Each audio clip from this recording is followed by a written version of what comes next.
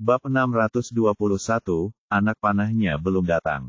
Ye Bufan sedang berjalan keluar ketika dia tiba-tiba menerima telepon dari Wang Defu. Dia menekan tombol jawab dan berkata, "Paman Defu, ada apa?" Wang Defu berkata, "Xiao Fan, aku benar-benar menyesal tidak mendengarkanmu kemarin.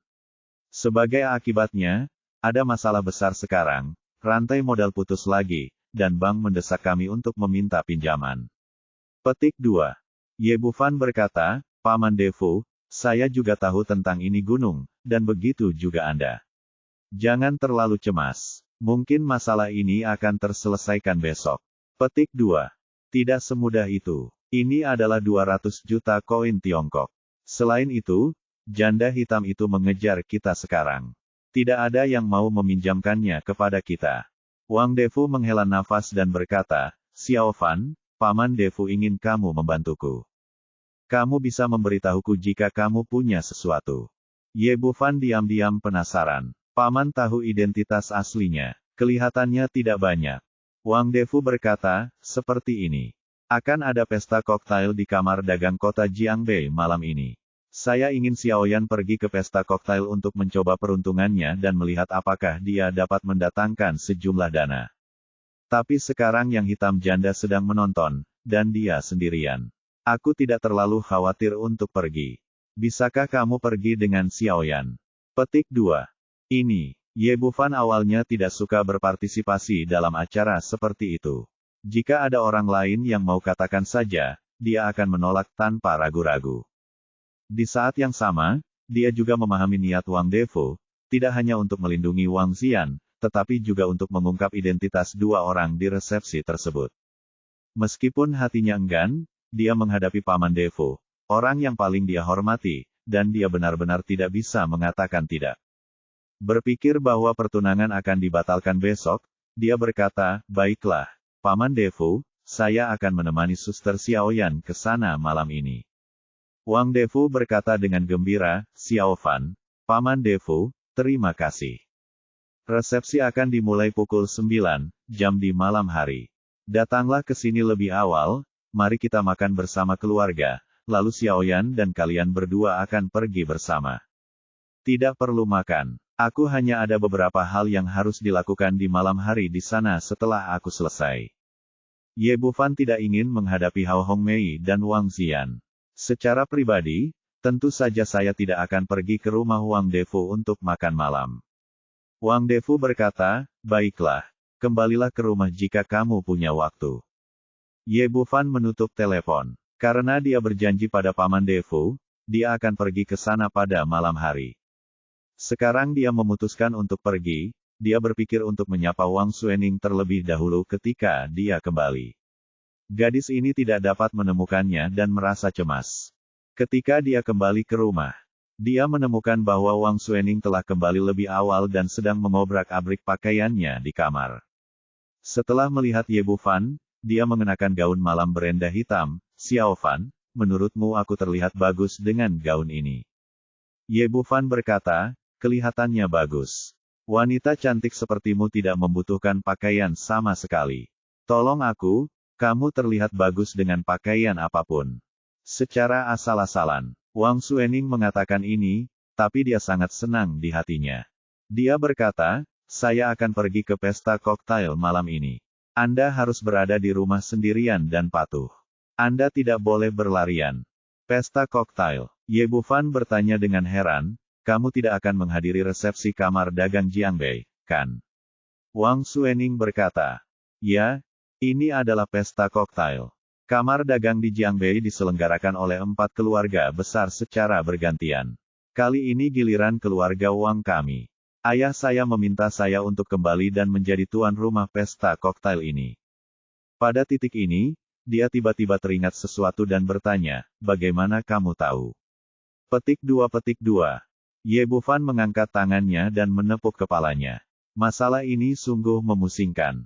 Selama pertunangannya tidak putus suatu hari nanti, Wang Xian akan dianggap sebagai tunangannya.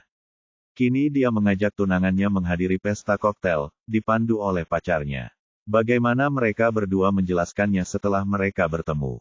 Melihat ekspresinya, Wang Suening bertanya lagi, ada apa denganmu? Apakah ada masalah? Apakah kamu tidak suka aku pergi ke resepsi? Jika kamu tidak menyukainya, aku akan memberitahu ayah dan tinggal bersamamu di rumah. Bukan itu maksudku. Ye Bufan berkata, aku kebetulan pergi ke resepsi malam ini. Wang Zining tidak sepenuhnya mengerti apa yang dia maksud, dan berkata, apakah kamu ingin pergi bersamaku sebagai pacarku? Menurutku. Lagi pula, belum ada kabar dari keluarga Changsun. Changsun Seng belum datang, dan anak panahnya belum ditembakkan sebagai tameng sejak dini. Di sini, dia takut Ye Bufan tidak bahagia, jadi dia menjelaskan lebih lanjut, jangan terlalu banyak berpikir, saya tidak bermaksud apa-apa. Lagi hubungan terlalu cepat, dia pasti akan marah, jadi menurutku sebaiknya kita menunggu dan mengungkapkan identitas kita. Bukan itu maksudku. Aku tidak ingin pergi bersamamu. Wang Suening akhirnya sadar dan bertanya, apa maksudmu, lalu dengan siapa kamu pergi? Sekarang setelah semuanya terjadi, Ye Bufan merasa urusannya tidak bisa lagi dirahasiakan resepsi. Dia berkata, Suening, saya tidak akan menyembunyikannya dari Anda. Tahukah Anda mengapa saya salah paham terhadap Anda sebelumnya? Karena saya datang ke Jiangbei kali ini untuk memutuskan pertunangan, dan pihak lain kebetulan bernama Wang. Ye Bufan menceritakan apa yang terjadi sebelumnya. Kisah itu diceritakan persis seperti apa adanya. Wang Suening tercengang dan berkata dengan heran, apakah kamu tidak mengarang cerita untukku? Bagaimana bisa ada kebetulan seperti itu di dunia? Saya ingin mengarang cerita, tapi saya juga harus punya imajinasi. Itu saja. Ye Bufan berkata, alasan mengapa saya pergi ke Fukang Pharmaceutical untuk bekerja sebagai tenaga penjualan adalah untuk membantu Paman Defu menyelesaikan kesulitan sebelum putus pertunangan. Wang Suening bertanya setelah memastikan bahwa itu benar. Kalau begitu, apakah kamu menyukai Wang Xian? Fokus wanita ini sangat berbeda. Ye Bufan merentangkan tangannya dan berkata, tentu saja aku tidak menyukainya, saya menyukainya. Apakah saya akan terburu-buru memutuskan pertunangan? Benarkah? Anda tidak berbohong kepada saya, bukan? Dia adalah salah satu dari 3 wanita cantik di Jiangbei, dan dia memiliki banyak pelamar yang mengejarnya. Ye Bufan berkata, ada hubungan antar manusia, dan kecantikan tidak selalu mengarah pada ketertarikan. Saya tidak terlalu menyukai karakternya, dan dia tidak menyukai saya. Wang Suening tiba-tiba bertanya, kalau begitu, apakah kamu suka aku? Ye Bufan berkata dengan canggung, kakak, kamu berpikir terlalu keras. Ini terlalu cepat, bukankah kita sedang mendiskusikan resepsi? Wang Suening menatap langsung ke matanya dan berkata, kamu tidak diizinkan untuk mengubah topik pembicaraan, Anda harus menjawab saya. Saya juga tidak tahu. Dia berkata bahwa dia benar-benar belum tahu bagaimana menghadapi Wang Suening. Dia datang untuk memutuskan pertunangan, tetapi dia tidak melakukannya. Berharap untuk terlibat dalam hutang cinta lainnya. Kamu tidak boleh mengatakan kamu tidak tahu, kamu hanya bisa mengatakan apakah kamu suka atau tidak. Ya, kamu menyukainya. Setelah mendapatkan jawaban yang diinginkannya, wajah Wang Suening bersinar dengan kegembiraan, dan kemudian dia bertanya dengan nakal, mengapa mereka semua adalah 3 wanita cantik yang sama? Apakah kamu menyukainya atau tidak? Ye Bufan berkata, mungkin itu ada hubungannya dengan kepribadian. Tidak masalah, dia terlalu berpikiran tinggi. Wang Suening mengangguk puas, oke, saya sudah selesai dengan pertanyaan saya, sekarang silakan. Ye Bufan kembali sadar, apa yang harus dilakukan aku ingin mengatakannya. Setelah ditanya rentetan pertanyaan, dia sebenarnya lupa apa yang akan dia katakan. Wang Suening berkata, berbicara tentang pesta koktail, siapa yang akan Anda temani? Petik 2. Bab 622, Klub nomor 7. Oh, itulah yang terjadi. Saya akan menemani Wang Xian ke resepsi malam ini. Ye Bufan menceritakan dilema yang dihadapi Fukang Pharmaceuticals lagi, dan akhirnya berkata, saya bersamanya hari ini, dan sangat mungkin itu akan mengungkap hubungan pertunangan, jadi saya akan menyapa Anda terlebih dahulu. Wang Suening memandangnya dan berkata, jika tidak ada resepsi malam ini, Anda tidak akan melakukannya, belum memberitahuku tentang ini, kan? Ye Bufan berkata, mungkin, karena aku akan memutuskan pertunangan besok, dan tidak masalah apakah aku menyebutkannya atau tidak.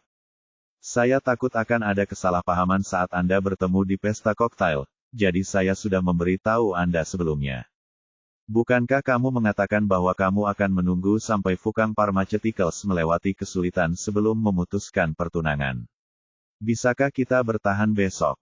Ye Bufan mengangguk dan berkata, ya, kami pasti akan menyelesaikan masalah ini besok. Petik 2. Dia sangat yakin akan hal ini.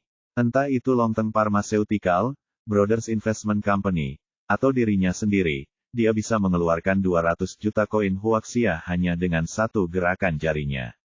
Ini sama sekali bukan masalah besar. Wang Suening mengulurkan tangan untuk membantunya setelah menyesuaikan kerah bajunya. Dia berkata, baiklah kalau begitu, aku akan bermurah hati lagi dan meminjamkannya pacarku untuk 1 malam. Petik 2. Ye Bufan berkata, mengapa kedengarannya canggung? Wang Suening mengulurkan tangannya dan menjepit daging lembut di pinggangnya. Menurutmu, apakah mereka akan memberimu kesempatan? Keduanya bercanda dan bercanda sebentar. Ye Bufan memasak makan malam mewah. Setelah makan, Ye Bufan bergegas ke rumah Wang untuk menjemput Wang Xian. Keduanya masuk ke dalam mobil bersama. Jamuan bisnis hari ini berlokasi di No. 7, Klub Kota Jiangbei. Klub ini dimiliki oleh keluarga Wang. Menurut legenda, Wang Xuans, kepala keluarga Wang, menamai tempat ini Klub No. 7. Setelah naik bus, Wang Xian berkata, orang-orang yang hadir pertemuan bisnis hari ini semuanya adalah kelas atas di kota Jiangbei. Elit masyarakat, dan penyelenggaranya adalah keluarga Wang, kepala dari 4 keluarga besar. Jadi jangan menimbulkan masalah, apalagi berkonflik dengan orang lain, jika tidak Anda akan dikeluarkan dari klub. Petik 2. Oh, Ye Bufan hanya menjawab dengan lembut. Dia tidak mengingat peringatan ini. Dia tidak bisa mengatakan bahwa dia baru saja bersama wanita tertua dari keluarga Wang dan pembawa acara resepsi malam ini. Melihat betapa dia tidak peduli, Wang Xian berkata, saya serius kepada Anda. Jika Anda memiliki konflik dengan tuan muda tertua dari keluarga Yan seperti yang dilakukan Yun San terakhir kali, kami berdua akan diusir saat itu. Anda harus tahu bahwa resepsi malam ini sangat penting bagi Fukang Pharmaceuticals. Setelah kami dikeluarkan, sumber dana kami akan terputus sepenuhnya, dan perusahaan akan ditutup besok.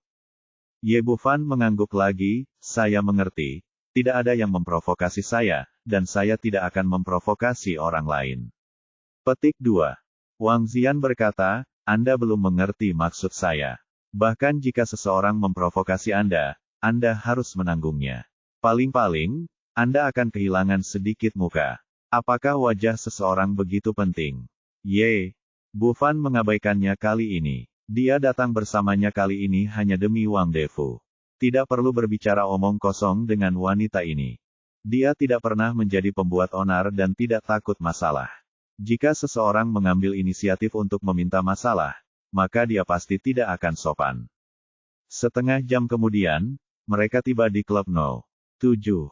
Meskipun itu adalah milik pribadi keluarga Wang, skalanya tidak kalah dengan klub Yunsan area yang sangat luas dan terlihat sangat mewah. Perbedaan dengan resepsi penawaran sebelumnya adalah pembatasan personel tidak terlalu ketat. Selama Anda mengadakan undangan, Anda dapat membawa banyak orang, dan Anda bahkan dapat membawa pengawal Anda sendiri setelah. Wang Xian menunjukkan undangannya, dia mengajak Ye Bufan masuk bersama. Di klub nomor 7, beberapa tamu sudah tiba terlebih dahulu di ruang resepsi. Yang disebut resepsi bisnis adalah menciptakan peluang bagi setiap orang untuk berkomunikasi bersama dan mencari peluang bisnis. Dibandingkan dengan resepsi penawaran sebelumnya, suasana di sini jauh lebih santai dan semarak. Ada yang bermain kartu, ada yang bermain dadu, dan ada pula yang berkumpul untuk minum dan ngobrol. Di tengah aula, selusin orang berkumpul di depan sebuah meja, dan orang yang dikelilingi di tengah adalah Si Tianqi, putra tertua dari keluarga Si. Si Tianqi dan Yan Suemin, tuan muda tertua dari keluarga Yan, keduanya adalah anak inti dari 4 keluarga besar, tetapi gaya mereka sangat berbeda. Yan Suemin terlihat seperti pria berjas dan berkacamata, tetapi perilakunya sangat arogan dan mendominasi. Si Tianqi mengenakan kemeja kotak-kotak dan terlihat riang, tapi nyatanya dia adalah pria yang licik. Tapi bagaimanapun juga, sebagai anak dari keluarga kelas atas, akan selalu ada penggemar setianya kemanapun dia pergi. Anak-anak yang berkumpul di sekelilingnya saat ini adalah, meskipun orang-orang ini semua adalah playboy dengan latar belakang keluarga yang cukup baik, mereka bukanlah apa-apa di depan si Tianqi. Tujuan berkumpul di sini adalah untuk menjilat, berharap dapat menyenangkan tuan muda tertua dari keluarga Sidan. Untuk memberikan manfaat bagi keluarganya. Tuan Si, menurut saya Anda tidak suka menghadiri pertemuan bisnis seperti ini. Mengapa Anda ada di sini hari ini? Pembicaranya adalah seorang pemuda jangkung dan kuat bernama Lai Pengfei benar-benar tidak sesuai dengan sosoknya. Meskipun keluarga mereka memiliki properti ratusan juta, kota Jiangbei hanya dapat dianggap sebagai keluarga kecil dan kelas bawah, dan bergantung pada keluarga Si untuk mata pencahariannya. Saat bertemu dengan putra tertua dari keluarga Si, wajar saja cobalah yang terbaik untuk menyenangkannya.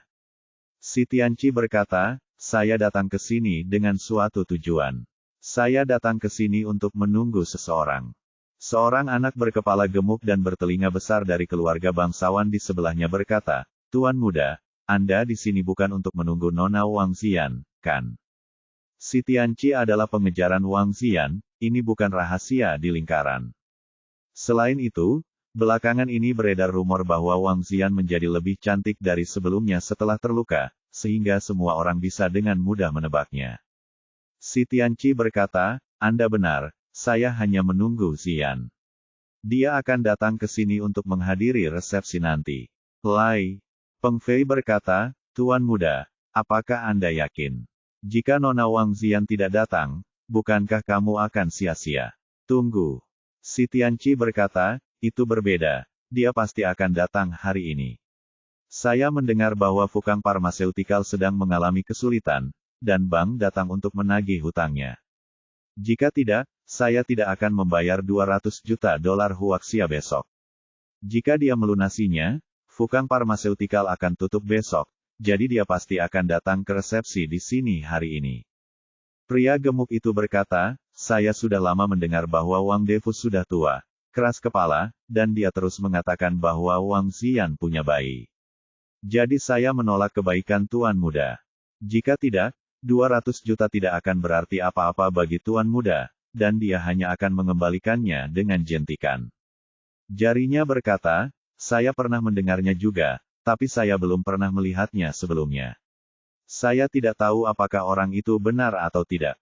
Si Tianqi berkata dengan wajah muram, memang benar, nama orang itu adalah Ye Bufan. Dia seorang dokter muda, dan aku pernah melihatnya di rumah sakit sebelumnya. Jika tidak ada yang lain, aku juga akan datang ke pesta koktail bersama Xian. Sial, tidakkah kamu ingin hidup?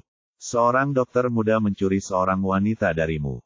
Lai Pengfei menepuk dadanya dan berkata, jika dia berani datang, aku akan melepaskannya. Dia tampan.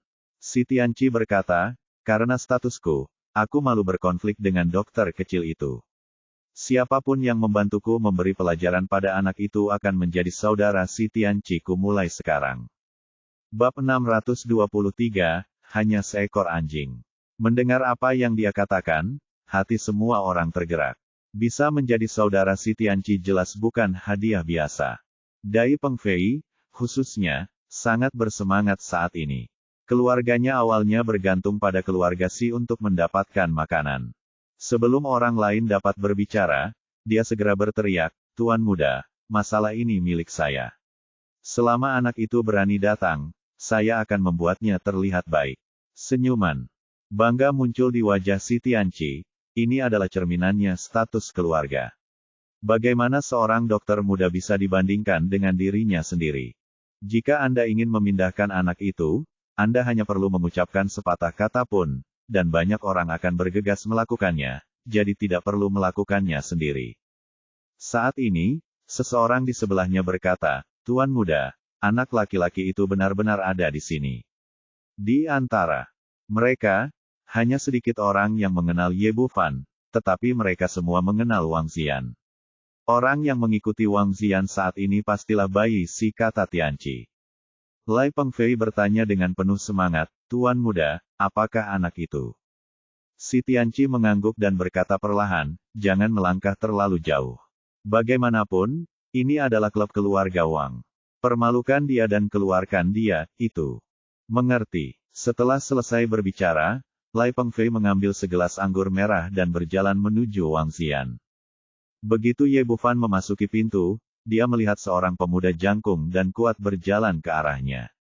Pada awalnya, dia mengira dia datang untuk Wang Xian. Bagaimanapun, dia belum pernah melihat orang ini sebelumnya, tapi kemudian dia merasa ada sesuatu yang salah. Perhatian orang itu jelas tertuju padanya. Akhirnya, dia melihat si Tianqi di kejauhan dan langsung mengerti apa yang sedang terjadi. Lai Pengfei memegang gelas wine dan berjalan melewati kedua orang itu dengan berpura-pura santai. Tapi saat dia hendak melewati Ye Bufan, dia tiba-tiba menabraknya. Ia memiliki kepercayaan diri yang kuat pada tubuhnya. Meski menghabiskan banyak waktu dan alkohol, ia tidak pernah lupa berolahraga setiap hari. Menurut rencana sebelumnya, dengan kekuatan fisiknya, dia akan menjatuhkan bocah cantik itu ke tanah, lalu menuangkan anggur merah ke wajahnya. Jika pihak lain berani melawan, jika dia diberi pelajaran yang berat, hal yang paling bisa dia lakukan adalah diusir dari klub oleh keluarga Wang. Tapi itu tidak masalah. Bagaimanapun juga, dia telah dihargai oleh pihak lain, tuan muda tertua dari keluarga Si. Tapi segalanya benar-benar berbeda dari apa yang dia pikirkan. Ye Bufan, yang terlihat begitu lembut dan sopan, merasa seperti terkena pelat besi setelah bertabrakan dengannya. Dan kemudian kekuatan serangan balik yang besar menghantamnya. Beratnya sekitar 200 kg, namun ia begitu terguncang hingga ia terbang ke udara dan jatuh 7 atau 8 meter jauhnya. Segelas anggur merah yang semula dimaksudkan untuk dituangkan ke wajah Ye Bufan tumpah ke wajahnya, membuatnya terlihat sangat malu. Semua orang di meja si Tianqi awalnya tersenyum, menunggu untuk melihat Ye Bufan mempermalukan dirinya sendiri, tapi tidak ada yang mengharapkan hasil ini. Dia sedikit mengernyit, tapi dia tidak menyangka bahwa dia masih seorang master latihan. Namun, si Tianqi tidak mengungkapkan apapun selain keterkejutannya. Jika Lai Pengfei tidak bisa melakukan hal kecil ini dengan baik, maka dia tidak memenuhi syarat untuk menjadi anjingnya. Dia bahkan bukan seekor anjing, jadi dia tidak punya alasan untuk membela pihak lain. Wang Xian dikejutkan oleh kejadian yang tiba-tiba ini dan berkata dengan tidak puas, apa yang akan kamu lakukan? Dia memberikan banyak instruksi sepanjang jalan, takut Ye Bufan akan menimbulkan masalah di sini, tetapi dia tidak menyangka akan menyebabkan hal seperti itu, masalah besar begitu dia memasuki pintu. Ye Bufan mengangkat bahu, merentangkan tangannya dan berkata, kamu juga melihatnya, kamu tidak menyalahkanku sama sekali. Dia memukulku, tapi dia terlalu lemah. Lai Pengfei bangkit dari tanah, menyeka anggur merahnya wajahnya, dan berkata kemarahan di wajahnya sangat memalukan di depan banyak orang kali ini. Wah, kamu berani sekali bertemu denganku. Tahukah kamu siapa aku? Ye Bufan tersenyum dingin. Itu hanya seekor anjing. Tidak perlu mengetahui namamu. Dia melompat dan dengan cepat melangkah maju untuk meminta maaf dan berkata, Tuan Muda Lai, saya minta maaf, dia tidak bersungguh-sungguh, biarkan saja demi saya. Karena hubungan si Tianqi, dia telah bertemu Lai Pengfei sebelumnya, meskipun dia tidak terlalu mengenalnya.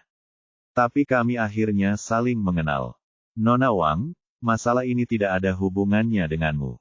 Saya harus menyelesaikan masalah dengan anak ini. Lai Pengfei datang dengan suatu tujuan, jadi tentu saja dia mengabaikan Wang Xian, mengambil 2 langkah ke depan, dan berkata kepada Ye Bufan, nak, beraninya kamu memukulku.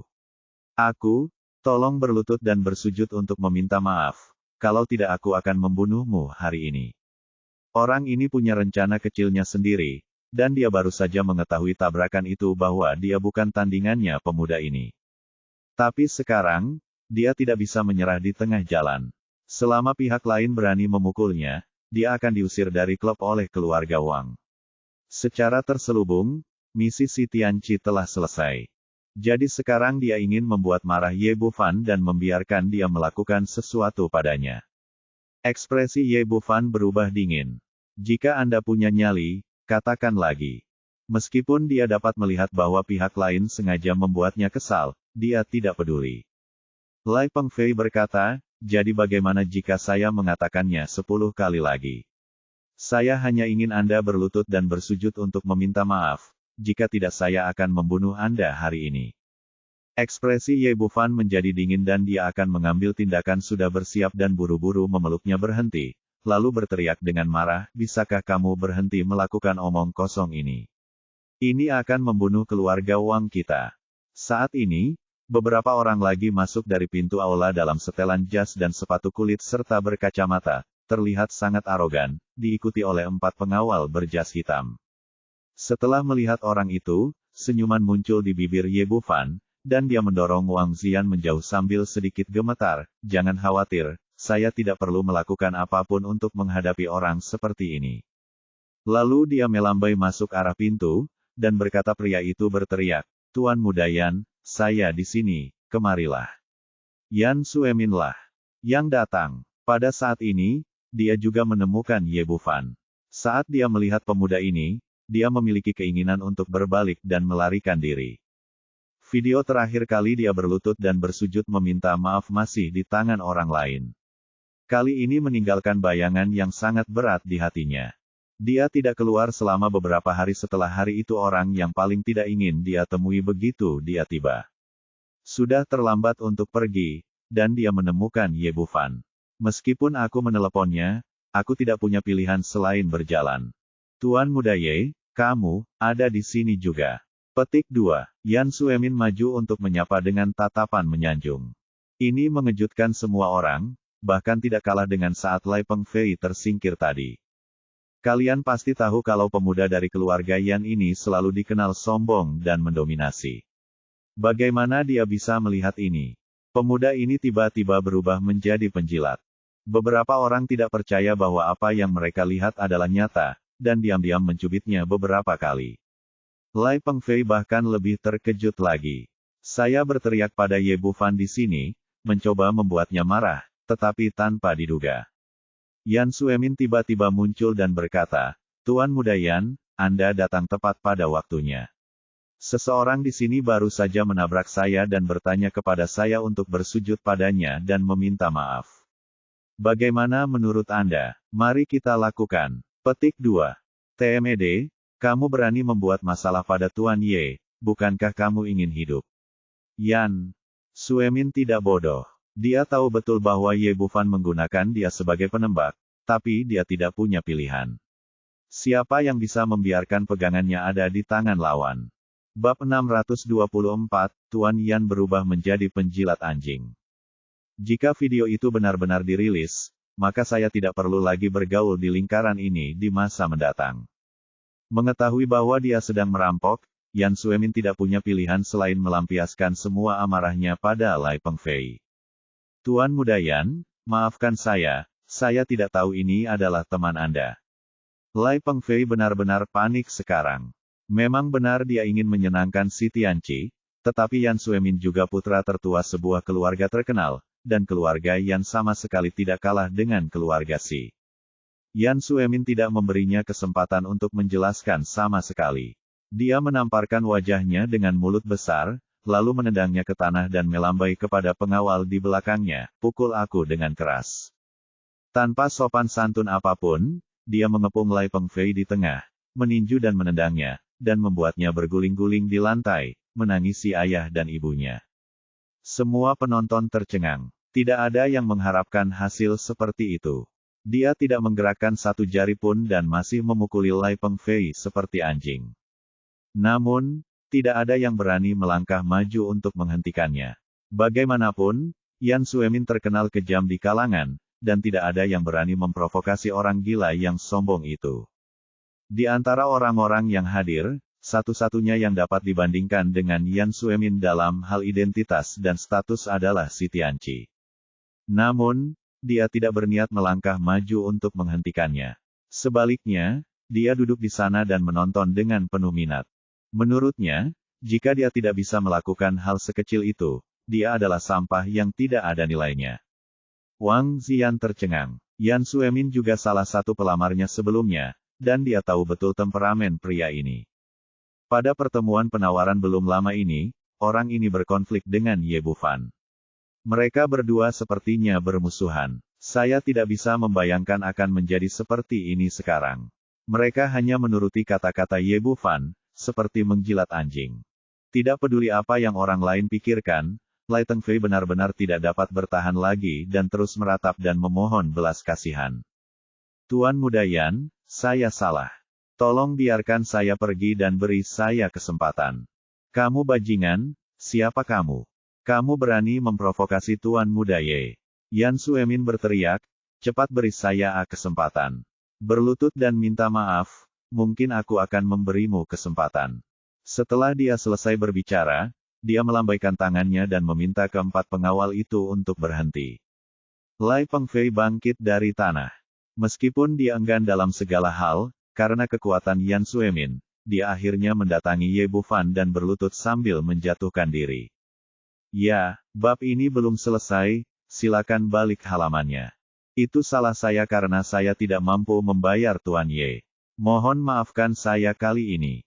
Meskipun saya tahu bahwa saya telah kehilangan muka karena berlutut, saya tidak melakukannya tidak mungkin, dia benar-benar tidak mampu menyinggung perasaan Yan Suemin. Orang-orang di sebelahnya terkejut. Baru saja, orang ini sangat marah hingga dia berteriak agar orang-orang berlutut dan meminta maaf. Dalam sekejap mata, situasinya terbalik, dan dia berlutut tepat di depan orang lain. Ye Bufan tidak berbicara, hanya melihatnya sambil tersenyum. Orang ini jelas ada di sini untuk menimbulkan masalah baginya, dan tentu saja dia tidak akan bersikap sopan kepada orang seperti itu. Saat ini, kekacauan di sini telah menarik perhatian klub. Seorang pria parubaya berusia 50-an bergegas membawa selusin penjaga keamanan. Itu adalah Wang Gui, kepala pelayan keluarga Wang, yang juga bertanggung jawab atas keamanan dan logistik pada resepsi hari ini. Keluarga Wang adalah yang paling berkuasa dari 4 keluarga besar di kota Jiangbei. Resepsi yang diadakan oleh keluarga Wang selalu lancar, dan semua orang akan memberi mereka perhatian. Jadi ketika dia mendapat kabar bahwa seseorang sedang membuat masalah, Wang Gui terkejut dan segera bergegas menghampiri orang-orangnya. Setelah tiba di tempat kejadian, Wang Gui berteriak dengan marah, apa yang terjadi? Tahukah kamu bahwa ini adalah resepsi untuk keluarga Wang? Lai Pengfei merasa lega ketika dia melihat seseorang dari keluarga Wang, dan berjuang untuk bangun bagaimanapun, Yan Suemin tidak. Dia akan melakukan sesuatu padanya di depan keluarga Wang. Apa yang terjadi? Apakah kamu tidak tahu aturan keluarga Wang? Teriak Wang Gui kepada Lai Pengfei. Dia tidak tahu apa yang terjadi di sini, tapi orang ini mengalami memar di hidung dan wajahnya, jadi dia pasti salah satu peserta dalam kejadian tersebut. Lai Pengfei menunjuk ke arah Ye Bufan dan berteriak, Butler, anak ini menabrak saya dan meminta seseorang untuk memukuli saya. Pada titik ini, dia tidak lagi peduli tentang hal lain. Dia hanya ingin menyeret Ye Bufan ke dalam air dan ditendang keluar dari nomor 7 bersama-sama. Klub, dengan cara ini, mungkin kita bisa mendapatkan beberapa manfaat dari si Tianqi dan mengganti kerugian yang hilang hari ini. Wang Gui memandang Ye Bufan. Pemuda ini sangat asing, dan dia berpakaian sangat biasa. Melihat tatapan tajamnya, Wang Ziyan langsung panik, takut Ciyu akan terpengaruh dan diusir bersama. Ye Bufan tidak peduli tetapi masih ada senyuman di wajahnya, seolah masalah ini tidak ada hubungannya dengan dia. Wang Gui berkata, anak muda, apakah ini benar? Ye Bufan merentangkan tangannya dan berkata, ini tidak ada hubungannya dengan saya. Saya berjalan dengan baik, tetapi orang ini datang dan memukul saya. Bab ini belum selesai, tolong balik halamannya. Saya terjatuh. Wang Gui bertanya, bagaimana dengan pemukulan itu? Itu tidak ada hubungannya dengan saya. Dari awal sampai akhir, saya tidak pernah menggerakkan satu jari pun, apalagi memukul siapapun.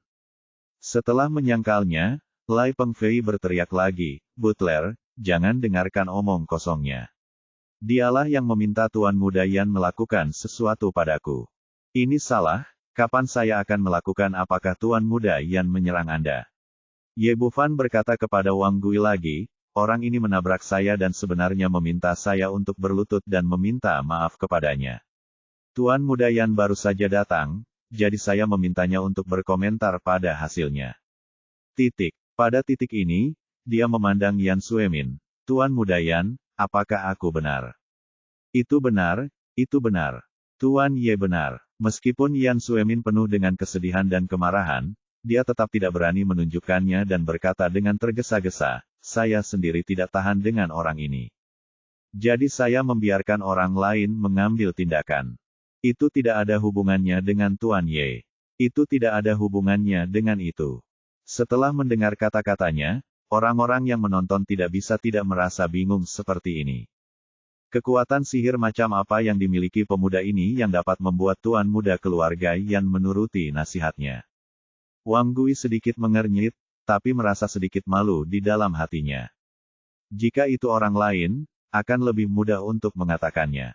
Yan Suemin adalah anggota keluarga Yan, jadi tentu saja akan sulit untuk menghadapinya. Untungnya, Suemin Yan mengambil inisiatif dan berkata, Butler, apa yang terjadi hari ini adalah kesalahan saya. Saya mengambil inisiatif untuk dihukum dan meninggalkan klub sekarang. Petik 2. Wang Gui penasaran, kapan pemuda arogan dari keluarga Yan ini menjadi begitu mudah diajak bicara. Apa yang tidak dia ketahui adalah bahwa Yan Suemin sangat takut pada Ye Bufan saat ini. Jika dia terus tinggal di sini, sesuatu mungkin terjadi padanya, dan dia ingin berlari secepat mungkin. Dengan kepergian Yan Suemin, Lai Pengfei tidak terkecuali dan dikeluarkan dari klub No. 7. Pada saat ini, dia sangat frustrasi sehingga di awalnya berpikir bahwa akan mudah untuk menginjak seorang dokter kecil, dan dia juga akan mampu memenangkan hati tuan muda dari keluarga Si.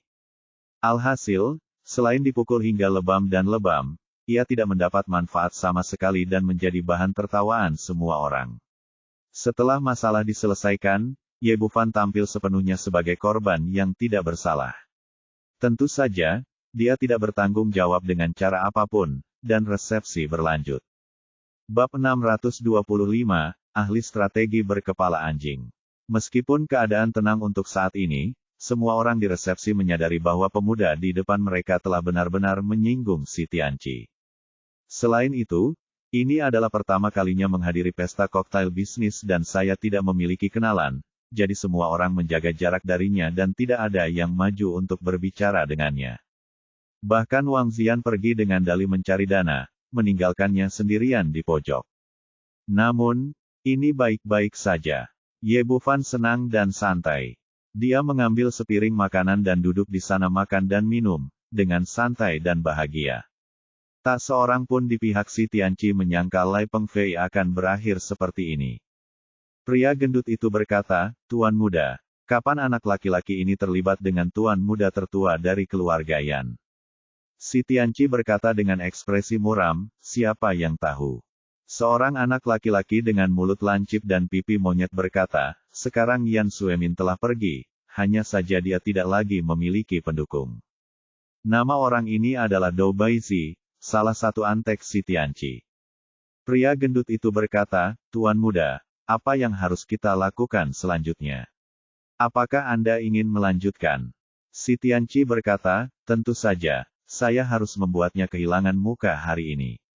Dou Baizi berkata, Tuan Muda, tinggalkan ini penting bagiku, ayo kita mengecohnya. Si Tianqi bertanya, metode apa yang telah kamu temukan? Tuan Muda, tidak mudah menghadapi anak seperti itu. Dou Baizi berbisik di telinga si Tianqi. Tianqi mengangguk, itu ide yang bagus. Saya akan melakukan apa yang Anda katakan.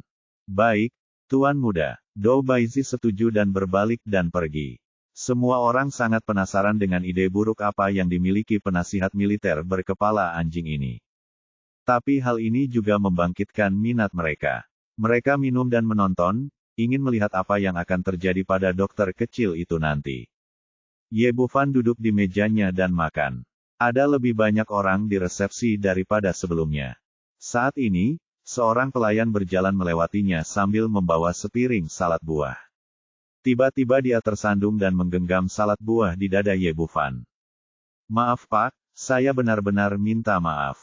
Pelayan itu benar-benar panik dan buru-buru meminta maaf kepada Ye Bufan, dan mengambil tisu untuk membantunya menyeka noda di tubuhnya. Ye Bufan mengangkat alisnya. Dia tidak menyalahkan pelayan itu. Karena dia baru saja melihat dengan jelas bahwa seorang pria kurus dengan ringan menendang pergelangan kaki pelayan, yang menyebabkan konsekuensi seperti itu.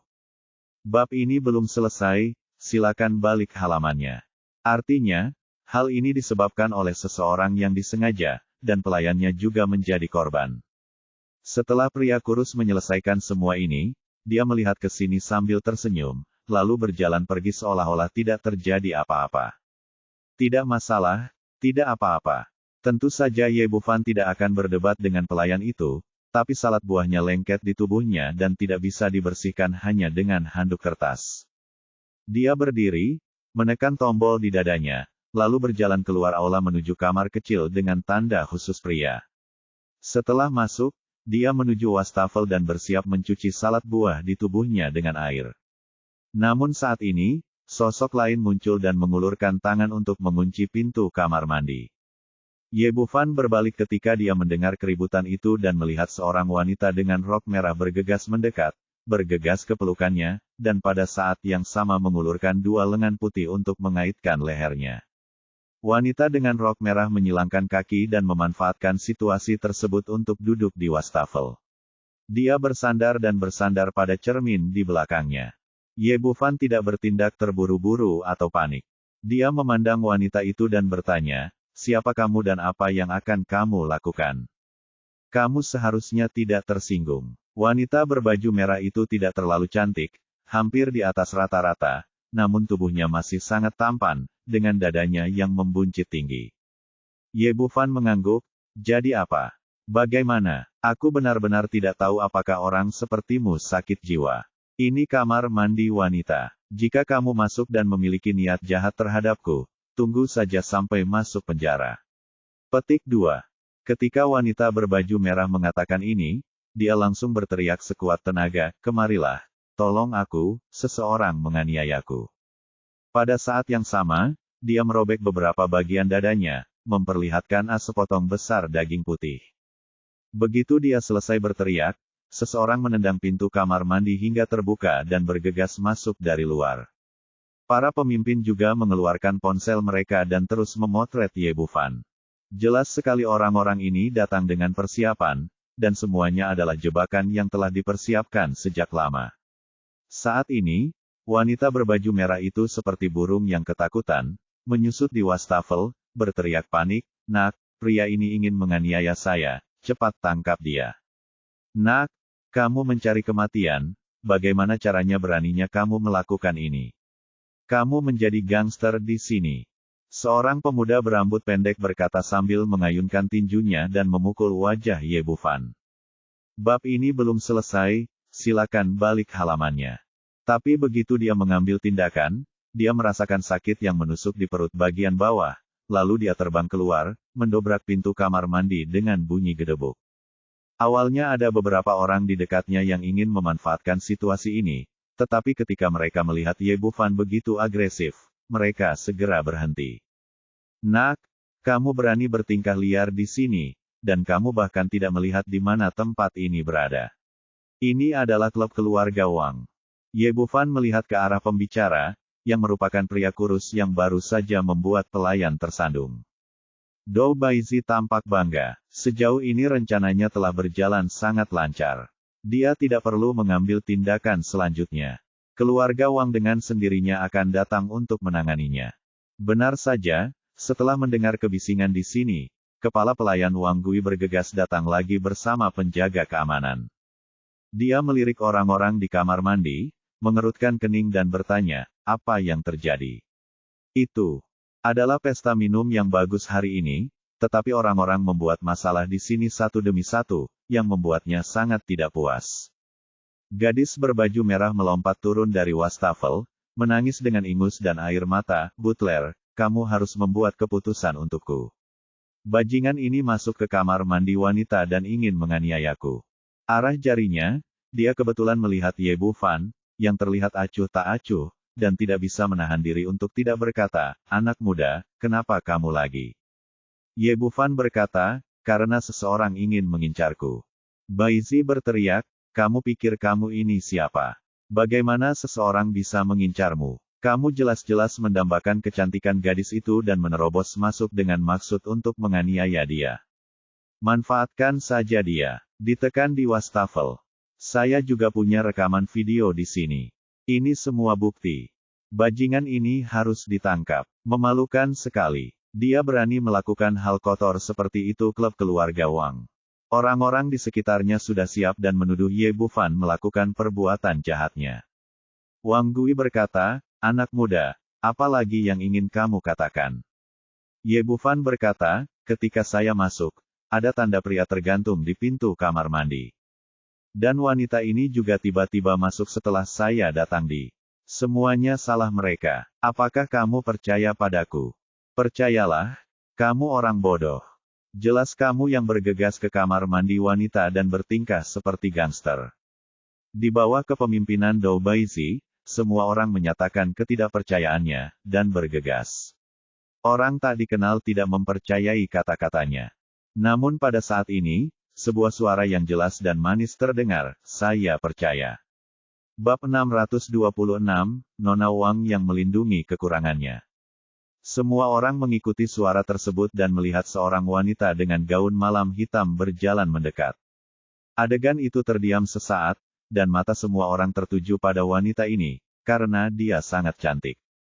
Wajahnya yang halus dan lehernya yang seperti angsa tampak lebih ramping dengan latar belakang gaun malam. Sosoknya yang sempurna tanpa celah, terutama kulitnya yang seperti jeli, yang menjadi lebih bening dan lembab di bawah cahaya, seperti batu giok. Orang yang datang tidak lain adalah Wang Xuening, wanita tertua dari keluarga Wang dan tuan rumah kamar dagang saat ini. Setelah melihatnya muncul, semua orang di sekitar mereka mengubah ekspresi mereka. Anda harus tahu bahwa ini adalah putri Wang Xuans yang paling berharga, kepala keluarga Wang. Terutama Dou Baizi, orang ini sangat sombong sebelumnya, tetapi ketika dia melihat Wang Xuening berdiri untuk mendukung Ye Bufan, dia tiba-tiba tidak berani mengeluarkan kentut. Bagaimanapun, dia adalah wanita tertua dari keluarga Wang, dan statusnya tidak lebih rendah dari si Tianqi. Dia bukanlah seseorang yang bisa diajak main-main, dan dia bahkan tidak memenuhi syarat untuk berbicara dengannya. Wang Zian juga berada di pinggiran kerumunan saat ini. Dia sangat terkejut bahwa Wang Xuening akan berpihak pada Ye Bufan. Meskipun keduanya dinilai sebagai tiga wanita tercantik di kota Jiangbei, mereka sangat berbeda dalam hal identitas dan status. Bagaimanapun, Fukang Pharmaceutical tidak dapat dibandingkan dengan keluarga Wang. Melihat Wang Xuening datang ke tempat kejadian secara langsung, Wang Gui melangkah maju dan berkata dengan hormat, "Nona, Anda di sini." Wang Xuening mengangguk tanpa mengucapkan sepatah kata pun. Dia mendatangi Ye Bufan dan melihat sekeliling adegan itu. Berhenti sejenak, dan ketika semua orang merasa sangat tertekan, dia berkata, "Ye Bufan adalah temanku, dan mereka yang mencoba menipunya harus menahan diri." Lupakan saja. Petik 2. Melihat kata-kata terakhir wanita tertua, hati semua orang bergejolak. Mereka tidak tahu mengapa Wang Xuening begitu mempercayai orang ini dan sangat melindunginya. Dou Baizi dan wanita dengan rok merah saling memandang, dan tak satu pun dari mereka yang berani mengucapkan sepatah kata pun. Bagaimanapun, ini adalah wanita tertua dari keluarga Wang, dan mereka tidak berani memprovokasi dia. Tetapi pada saat ini, sebuah suara dari luar kerumunan berkata, "Saudari Xuening, bukankah kamu terlalu terburu-buru dalam hal ini?" Orang yang berbicara adalah si Tianqi. Jika dia tidak berdiri saat ini, saya khawatir permainan ini akan sia-sia. Penonton secara otomatis memberi jalan baginya untuk masuk. Wang Xuening berkata dengan wajah tegas, "Apa maksudmu?" Si Tianqi tersenyum dan berkata, "Itu tidak menarik. Meskipun Ye Bufan adalah temanmu, saudari Xuening tidak bisa terlalu melindungi kekurangannya." Wang Xuening berkata, "Apakah Anda ingin melindungi kekurangan Anda? Saya hanya tidak ingin beberapa orang menimbulkan masalah." Si Tianqi berkata, "Sekarang faktanya sudah jelas dan semuanya terungkap di sini. Jika ada saksi, akan ada saksi, dan jika ada bukti fisik, akan ada bukti fisik. Jelas sekali bahwa orang bernama Y ini rakus akan kecantikan dan masuk ke toilet wanita untuk memanfaatkan orang lain. Jika orang seperti itu masih melindunginya, saya khawatir itu tidak baik untuk reputasi saudara perempuan Suening. Wang. Suening berkata tanpa menyerah, ini urusanku, kamu tidak perlu mengkhawatirkannya. Si Tianqi berkata, saudari Suening, apa yang Anda katakan salah. Sekarang anak ini jelas-jelas melanggar hukum. Petik 2. Saya sudah menelepon polisi, dan saya yakin seseorang dari Biro Keamanan Umum akan segera datang untuk menanganinya. Hasilnya di luar kendali kami. Ekspresi Wang Suening sedikit berubah. Jelas sekali bahwa orang ini menggali lubang lebih dalam dari yang dia duga. Jika dia benar-benar memanggil polisi, bahkan jika ini adalah klub keluarga Wang, dia tidak akan bertindak terlalu jauh. Dan pada saat ini, terdengar suara langkah kaki di luar kerumunan, dan kemudian 7 atau 8 petugas polisi keamanan datang. Pemimpinnya adalah seorang polisi parubaya berusia 40-an, yang merupakan direktur pos keamanan publik di bawah yurisdiksi klub nomor 7. Setelah melihatnya, kerutan di dahi Wang Suening semakin dalam. Keluarga Wang telah banyak berurusan dengannya sebelumnya, tetapi mereka tidak pernah egois. Jika masalah ini benar-benar ditangani oleh orang tersebut, tentu tidak akan mudah untuk menanganinya. Ada yang senang dan ada yang sedih, tetapi si Tianqi menyambutnya dengan wajah gembira, Direktur Kong, Anda di sini. Kong Sang mengangguk sedikit dan bertanya, siapa yang baru saja menelepon polisi, apa yang terjadi? Si Tianqi berkata, saya lapor. Gadis ini bilang ada yang menganiaya dia, jadi saya panggil polisi. Kong Sang berkata kepada gadis berbaju merah, apa yang terjadi? Tidak ada jalan keluar sekarang. Gadis berbaju merah menunjuk ke arah Ye Bufan dan berkata, orang ini tiba-tiba ingin menganiaya saya ketika saya berada di dalam kamar mandi. Saya menolak dengan sekuat tenaga, tetapi Anda masih merobek pakaian saya, Anda harus membuat keputusan untuk saya. Petik 2. Si Tianqi kemudian berkata, kami memiliki saksi di sini, mereka semua dapat bersaksi, dan ada banyak foto di tangan kami. Setelah dia selesai berbicara, Dou Baizi menunggu. Orang-orang maju satu demi satu, mengatakan bahwa mereka telah menyaksikan perilaku binatang Ye Bufan, dan mengeluarkan ponsel mereka untuk menunjukkan foto yang mereka ambil. Melihat semua saksi dan bukti fisik ada di sana, Kong Sang melambaikan tangannya dan berkata kepada orang-orang di belakangnya, singkirkan. Tunggu sebentar. Wang Suening melangkah maju dan berkata, Direktur Kong, masalah ini tidak sesederhana itu. Pasti ada kesalahpahaman. Kong Sang berkata, jika ada kesalahpahaman, kami harus mengambilnya kembali untuk diselidiki masalah. Wang Suening tampak malu. Dalam hatinya, dia tentu saja tidak ingin Ye Bufan dibawa pergi, tapi dia tidak berdaya melawan Kong Sang. Si Tianqi berkata sambil mencibir, saudari Suening, Anda tidak akan menghalangi penegakan hukum yang tidak memihak terhadap orang seperti itu. Saya yakin Direktur Kong pasti akan memberikan keadilan kepada semua orang. Ini, tepat ketika Wang Suening merasa malu, Ye Bufan menepuk pundaknya, lalu berkata kepada semua orang yang hadir, kamu benar, masalah seperti ini harus ditegakkan secara tidak memihak, dan semua orang harus diperlakukan dengan adil. Orang-orang di sekitar diam-diam terkejut kram di kepalanya. Jelas sekali ada hal-hal yang tidak baik untuknya, kenapa kamu masih mengatakan hal seperti itu? Kalau begitu, silakan ikut dengan kami. Setelah Kong Sang selesai berbicara, dia melambaikan tangannya dan meminta seseorang untuk memborgolnya. Tapi saat ini, Ye Bufan berkata, jangan khawatir, saya bilang saya akan menegakkan hukum secara tidak memihak, tapi targetnya mungkin bukan saya. Ayo kita tonton videonya dulu. Di tengah tatapan terkejut dari sekelilingnya, dia menekan tombol putar, lalu sebuah video mulai diputar. Dalam video tersebut, Ye Bufan datang ke pintu kamar mandi, dan tanda yang tergantung di pintu tersebut hanya untuk pria.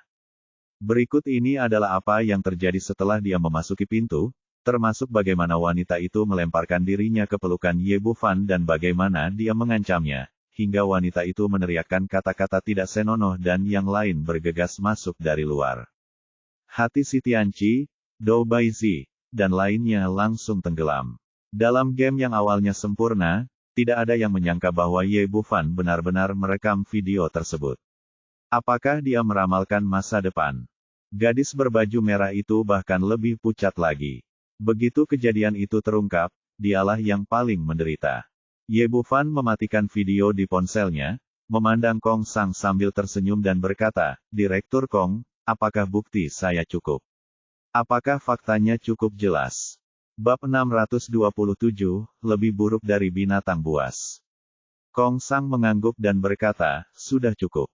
Fakta membuktikan bahwa adik laki-laki ini dianiaya dan tidak ada penyerangan tidak senonoh sama sekali."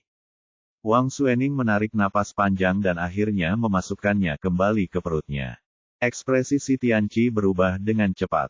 Setelah terkejut sebentar, dia pulih. Dia melangkah maju dan berkata kepada Kong Sang, "Saya benar-benar minta maaf.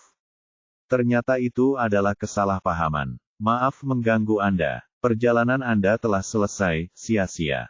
"Bagaimana bisa sia-sia? Lari." Ye Bufan berjalan sambil tersenyum, memandang Kong Sang dan berkata, "Direktur Kong, izinkan saya bertanya, seberapa besar kemungkinan saya akan dimintai pertanggungjawaban dan dihukum jika saya tidak memiliki video ini?"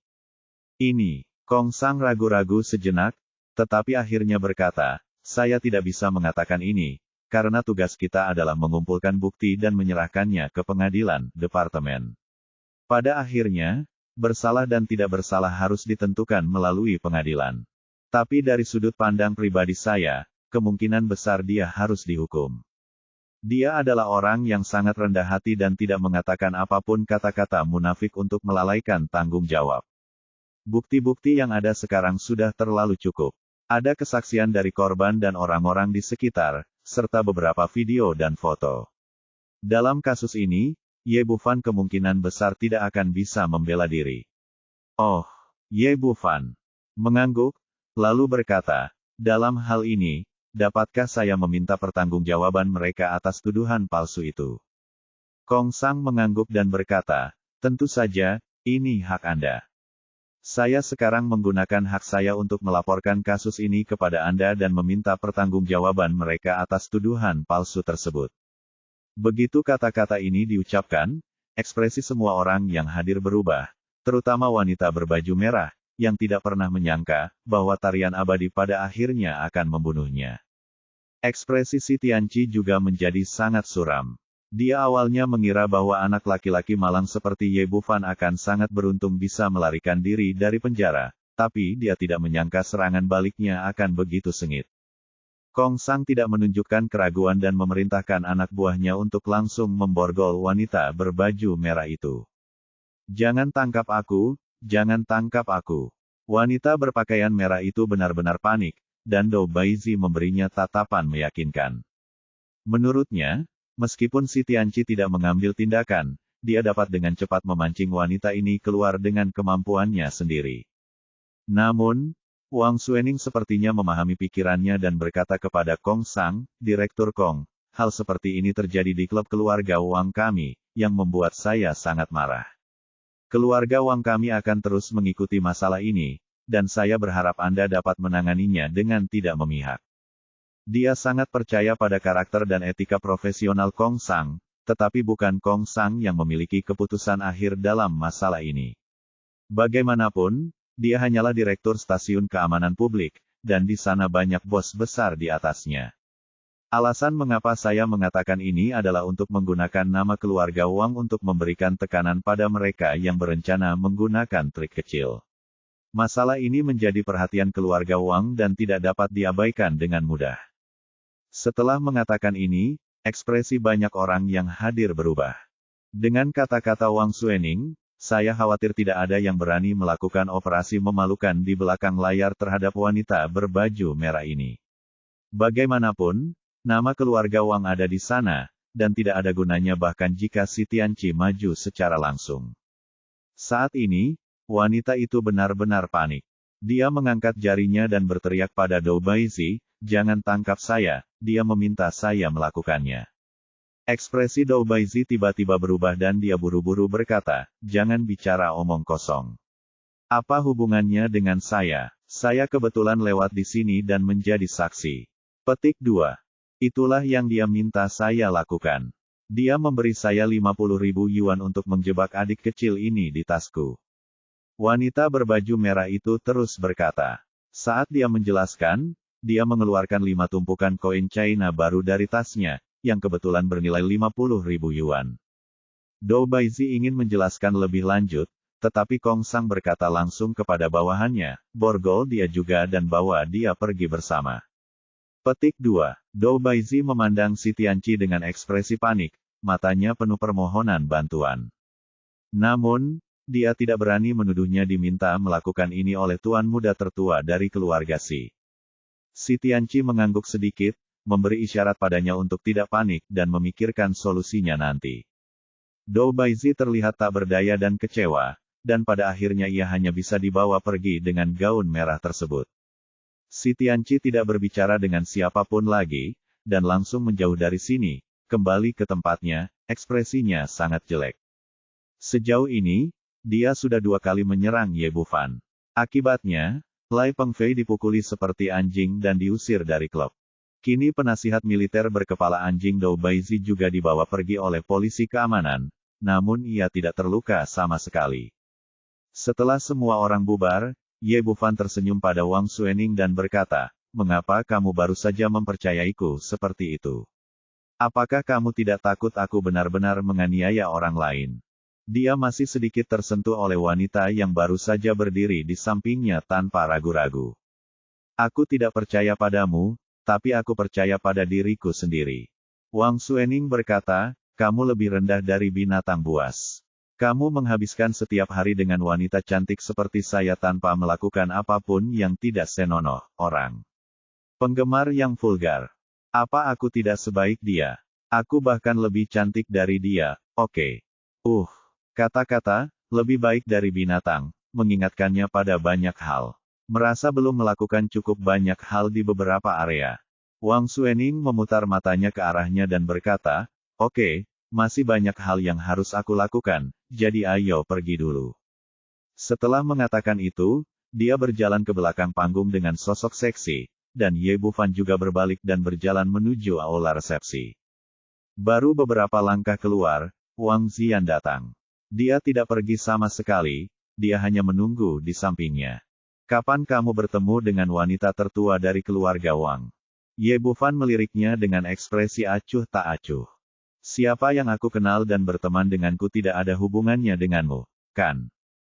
Kamu, ekspresi Wang Ziyan membeku, lalu dia berkata, jangan berpikir itu hebat hanya karena kamu mengenal yang tertua. Nyonya dari keluarga Wang, saya hanya ingin melindungi Anda. Wajah klub. Ye Bufan tidak repot-repot menjelaskan, apalagi menceritakan lebih banyak padanya, dan berbalik dan berjalan masuk. Yang harus dia lakukan sekarang adalah menunggu sampai resepsi selesai, mengirim wanita ini kembali ke Paman Defu dengan selamat, dan kemudian memutuskan pertunangannya besok. Wang Ziyan menyusul lagi dan berkata, apakah kamu mendengarku berbicara denganmu? Sekarang perilakumu bukan hanya untukmu, tapi juga untuk keluarga Wang kita. Kamu harus lebih jujur dan jangan pernah menimbulkan masalah lagi. Saya tidak menimbulkan masalah, saya juga tidak takut akan masalah.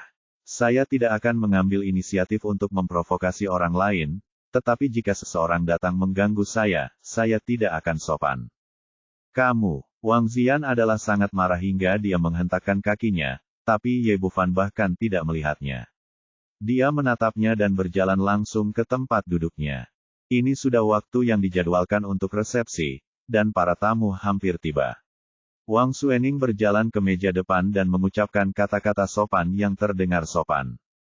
Kata-kata ini benar-benar omong kosong yang bergizi di telinga Ye Bufan, tetapi kata-kata itu sangat diperlukan dalam komunikasi masyarakat kelas atas. Setelah itu, resepsi resmi dimulai, dan semua tamu yang hadir berkumpul berdua atau bertiga, mencari apa yang mereka inginkan. Wang Ziyan mengabaikan Ye Bufan dan berjalan berkeliling dengan segelas anggur di tangannya, mencoba yang terbaik untuk mendapatkan bantuan keuangan untuk Fukang Pharmaceuticals. Ye Bufan duduk kembali di kursinya, mencicipi makanan dengan santai. Bab 628, seperti kegembiraan. Di sisi Si Tianqi, pria gemuk dengan telinga besar berkata dengan suara rendah, "Tuan muda, apa yang harus kita lakukan? Apakah kita hanya akan melihat anak itu menjadi sombong? Tentu saja tidak, saya pribadi akan mengambil tindakan nanti, kita harus membiarkannya kehilangan muka." Si Tianqi mengatakannya dengan ringan, tapi nyatanya dia mengertakkan gigi karena kebencian. Dia diam-diam bersumpah bahwa dia harus menginjak-injak Ye Bufan hari ini, jika tidak, wajah tuan muda Sinya akan benar-benar hilang, dan dia tidak akan bisa bergaul di lingkaran ini di masa depan. Dan dia juga melihat bahwa dengan Wang Suening maju untuk melindungi Ye Bufan, antek-anteknya tidak dapat mengandalkannya dan tidak punya pilihan selain mengambil tindakan sendiri. Fatih dan yang lainnya berkumpul, bertanya-tanya apa yang ditunggu Si Tianqi dan mengapa dia tidak segera mengambil tindakan. Namun, mereka hanya berani berpikir dalam hati, tetapi tidak berani bertanya. Bukan giliran mereka untuk mendikte bagaimana tuan muda Si bertindak. Setelah beberapa saat, Si Tianqi menerima balasan pesan teks di ponselnya. Senyuman muncul di bibirnya, dia berdiri dan berjalan ke sana. Ye Bufan baru saja selesai makan, dia mengambil tisu dan menyekat sudut mulutnya. Dia mendongak dan melihat Si Tianqi muncul di depannya, diikuti oleh lebih dari selusin anak laki-laki, besar dan kecil. Dia tahu betul bahwa apa yang terjadi hari ini disebabkan oleh orang ini, tapi dia tidak peduli. Semua konspirasi dan trik hanyalah awan di hadapan kekuatan absolut. Orang ini bersembunyi di belakangnya 2 kali sebelumnya, tapi sekarang dia akhirnya melompat keluar. Jika dia benar-benar berani memprovokasi saya tidak keberatan menunjukkan warna padanya. Si Tianqi memandang Ye Bufan, melihat kemeja putih dan celana panjang, dan berkata dengan sinis, "Tuan Ye, ketika Anda berpakaian seperti ini untuk pesta koktail, apakah Anda memiliki kepribadian? Atau Anda tidak punya uang? Biasanya, sebagai dokter, kamu seharusnya bisa mendapatkan setidaknya beberapa ribu yuan sebulan. Jadi mengapa kamu harus membeli 1 set pakaian yang layak?" Setelah dia mengatakan ini, orang-orang di sekitarnya tertawa terbahak-bahak, dengan ekspresi sarkastik di wajah mereka. Orang-orang ini datang untuk berpartisipasi dalam pesta koktail masyarakat kelas atas, dan tidak ada yang mengenakan jas atau dasi. Setiap pakaian yang mereka keluarkan berasal dari merek terkenal, yang bernilai puluhan ribu dolar atau lebih yang berpakaian santai. Ye Bufan memandang orang-orang di depannya dengan acuh tak acuh dan berkata, "Pernahkah kamu mendengar pepatah, yaitu dunia luar penuh dengan emas dan batu giok, tetapi bagian luarnya penuh dengan tanah. Kalian mungkin tidak punya banyak pendidikan, jadi saya tidak menyalahkan Anda, jadi saya akan memberi Anda beberapa pengetahuan gratis. Secara umum, orang dengan kemampuan kecil membutuhkan pakaian untuk meningkatkan diri, tapi saya tidak membutuhkannya sama sekali." Dari semua orang yang baru saja tertawa berubah seketika, itu jelas memarahi mereka semua. Tuan Ye, Anda tidak akan punya teman jika berbicara seperti ini. Si Tianqi tersenyum acuh tak acuh, lalu berkata, "Tuan Ye, Anda bosan tinggal di sini sendirian, bagaimana kalau kita bermain beberapa permainan?" Ye Bufan memandang pihak lain dengan mata menyala-nyala, dan setelah hening beberapa saat dia berkata, "Oke, karena Tuan Si tertarik, aku akan menemanimu apapun yang terjadi." Ketika Si Tianqi melihat pihak lain mengambil umpan, senyuman muncul di bibirnya, "Lalu aku bertanya-tanya apa yang disukai Tuan Ye, bermain kartu atau bermain dadu?" Ye Bufan berkata, "Aku tidak peduli, sama saja dengan apapun." Hal ini sederhana dan jelas, dan Anda dapat mempelajarinya dengan cepat. Tentukan pemenangnya. Si Tianqi mengulurkan tangan dan mengambil cangkir dari meja di sebelahnya, lalu berkata, "Apa yang kita pertaruhkan?" Ye Bufan berkata dengan pelesetan, "Tuan Ye sangat menyegarkan." Si Tianqi tertawa, "Lupakan perjudian, bagi saya uang tidak ada bedanya dengan membuang-buang kertas. Bagaimana kalau kita bersenang-senang?" Ye Bufan berkata dengan penuh minat, "Oke, saya hanya menyukai kegembiraan. Saya ingin tahu bagaimana Guru Si ingin merangsangnya." Si Tianqi berkata, "Kami akan memenangkan 2 dari 3 pertandingan. Siapapun yang kalah akan hadir di resepsi, lepaskan semua pakaianmu dan keluar dari sini. Yang aku katakan adalah melepas semua pakaianmu, tidak meninggalkan apapun. Apakah perjudian ini mengasyikkan? Saya ingin tahu apakah Tuan Ye berani berjudi. Sudah banyak orang yang menyaksikan keseruannya. Banyak tamu yang terkejut ketika mendengar metode perjudian yang diusulkan oleh si Tianqi. Jelas sekali bahwa Tuan Muda si jelas-jelas mengincar pemuda ini. Ye Bufan berkata, saya tidak punya masalah. Saya hanya takut Tuan Si tidak akan rugi. Bagaimana mungkin? Si Tianqi berkata, saya, Tuan Si, selalu menepati janji saya. Jika saya kalah, saya pasti akan melepas pakaian saya dan pergi. Pergilah ke sini. Jika Anda masih merasa tidak aman, Anda dapat meminta Suster Suening untuk menjadi saksi. Kemudian Anda dapat meminta keamanan klub untuk menegakkannya. Saya bersedia menjadi saksi. Wang Suening benar-benar masuk dari luar kerumunan. Rupanya dia sudah menonton cukup lama. Ye Bufan memandangnya dengan riang dan berkata, apakah kamu tidak takut aku akan kalah? Aku percaya padamu. Wang Suening berkata, lagi pula, paling buruk, aku akan melepas pakaianku dan berjalan keluar. Apa yang kamu, seorang pria dewasa, takuti? Apa yang kamu takutkan? Kamu tidak peduli dengan wajah seperti Tuan Si. Petik 2. Pada saat ini, para penonton menyadari bahwa taruhannya tampaknya tidak seimbang. Si Tianqi adalah putra tertua dari keluarga Si. Jika dia benar-benar melepas pakaiannya dan keluar, itu pasti akan merugikan seluruh orang keluarga Si. Ye Bufan benar-benar berbeda. Hanya sedikit orang yang mengenalnya sebelumnya, jadi wajah tidak begitu penting. Si Tianqi tidak peduli tentang ini. Dia yakin akan menang. Dia memandang Ye Bufan dan berkata, bagaimana kabarmu? Sister Suening datang untuk mendukungmu. Apakah kamu ingin bertaruh atau tidak? Berbicara, saat ini Wang Zian bergegas kembali dan berkata dengan mendesak, kamu tidak bisa bertaruh.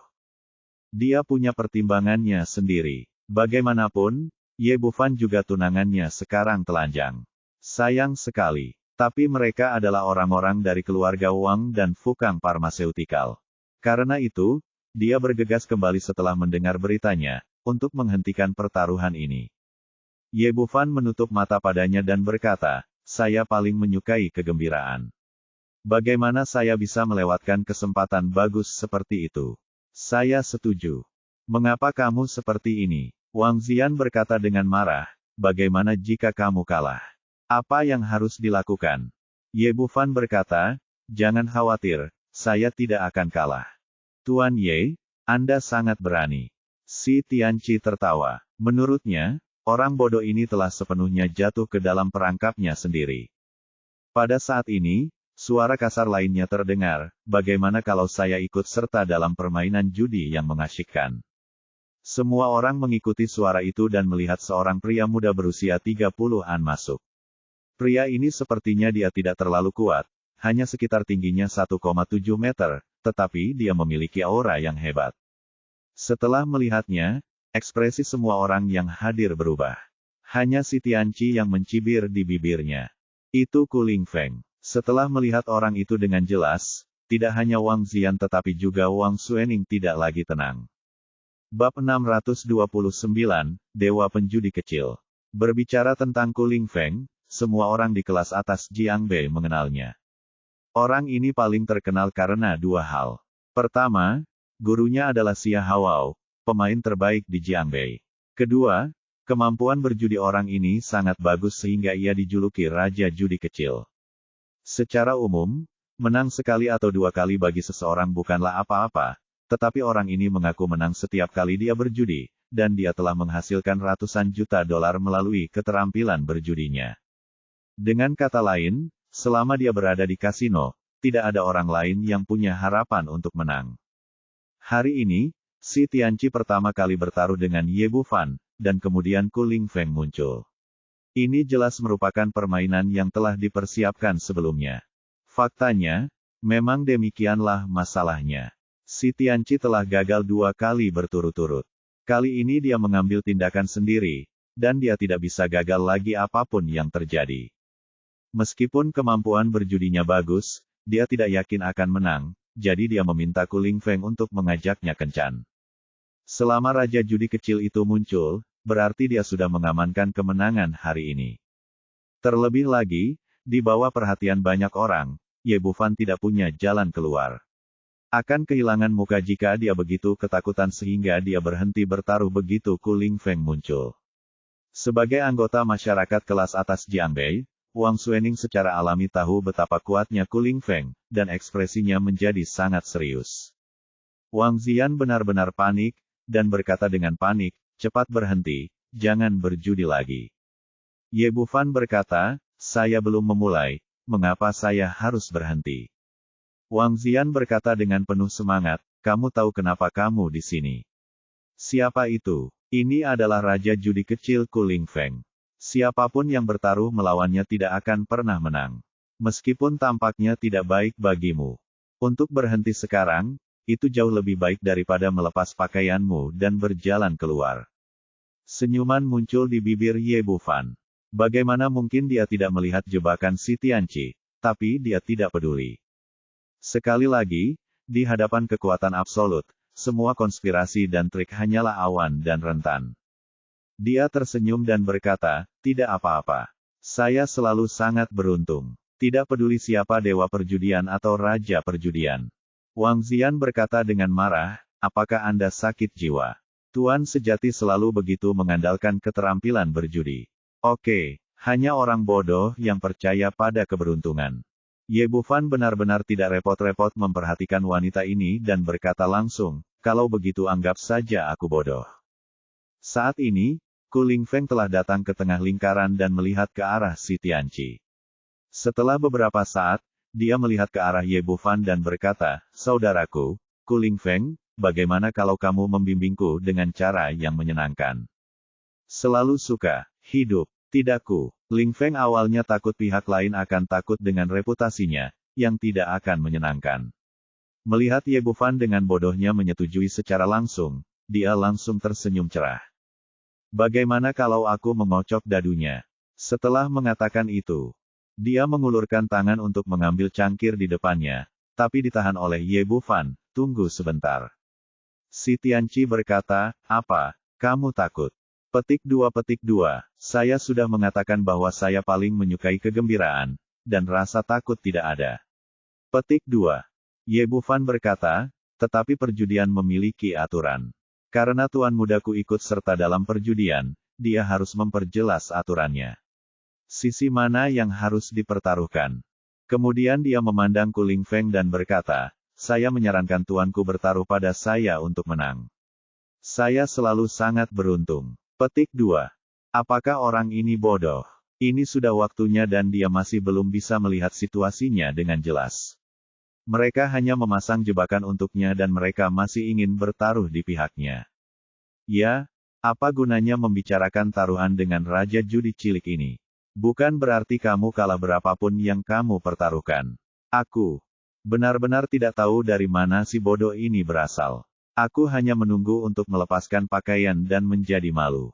Di antara banyak diskusi, Kuling Feng memandang Ye Bufan, saya tidak pernah percaya pada keberuntungan, jadi saya memilih untuk bertaruh di pihak Tuhan. Aturannya sama, yang terbaik dari 3 pertandingan. Jika saya kalah, saya akan melepas pakaian saya dan keluar bersama Tianqi. Jika kalah, Anda akan berlari 2 putaran dengan pantat telanjang. Yah, sayang sekali. Tapi lumayanlah. Berlari telanjang di antara 2 orang selalu lebih menarik daripada sendirian. Ye. Bufan menggelengkan kepalanya, terlihat sangat menyesal, dan pada saat yang sama menarik tangannya yang memegang cangkir. Oke, kita bisa mulai sekarang. Mendengar perkataannya, orang-orang di sekitarnya yang baru saja tenang kembali meledak. Saya bilang orang ini sakit jiwa, dan memang benar. Dia bermain dadu dengan Raja Judi cilik dan masih membayangkan dia akan menang. Petik 2. Pada pandangan pertama, ini adalah orang bodoh dari luar. Dia tidak tahu siapa Raja Judi kecil itu. Dia berani membiarkan orang lain mengocok dadu. Jika dia mengocok dadu, dia punya sedikit harapan, tapi sekarang dia tidak punya berharap sama sekali. Aku benar-benar berpikir bahwa nama Raja Judi kecil itu sia-sia, tetapi si bodoh ini akan langsung menembak, dan dia tidak akan bisa menemukan cara untuk menangis. Semua orang mengerti apa itu perjudian, dan pasti ada beberapa trik, tetapi keterampilan manipulasi Kuling Feng luar biasa, dan dia tidak akan membiarkan Anda melihat kekurangan apapun. Melihat semua yang ada di depannya, paru-paru Wang Xian hampir meledak. Dan dia melihat ke arahnya. Mata Ye Bufan hampir meludah. Bahkan jika dia memikirkan masalah dengan tumitnya, dia tahu bahwa orang-orang kaya ini tidak dapat terprovokasi. Tapi pria di depannya tampak seperti kepalanya ditendang oleh keledai.